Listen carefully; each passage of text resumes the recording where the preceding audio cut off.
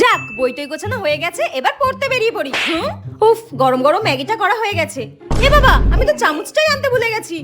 যাই গিয়ে তাড়াতাড়ি চামচটা নিয়ে আসি। উফ, আমার যে কি হয়েছে না, সবকিছু ভুলে যাই।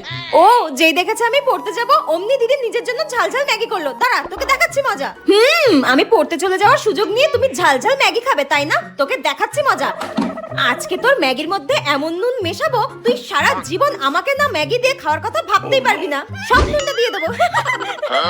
তাড়াতাড়ি করে এবার মিশিয়ে দিই, যাতে ও কিচ্ছু টের না পায়। টের যদি একবার পায়, আমাকে মেরেই ফেলবে। পালাই এবার। এই তো চামচটা পেয়ে গেছি। এই নে বোন, ম্যাগিটা খেয়ে নে, ধর। ম্যাগিটা তুই আমার জন্য বানিয়েছিলিস? হ্যাঁ, তোর জন্যই তো আমি ম্যাগিটা কষ্ট করে বানিয়ে নিয়ে আসলাম, তুই পড়তে যাবি বলে। তোর তো আবার ঘন ঘন খিদে পায়। নে, ম্যাগিটা খেয়ে তারপর পড়তে যা, ধর। কেন যে নুন মেশাতে গেলাম? খাচ্ছি। এটা যদি আমি একবার খাই, আমাকে শিওর হসপিটালে অ্যাডমিট করতে হবে।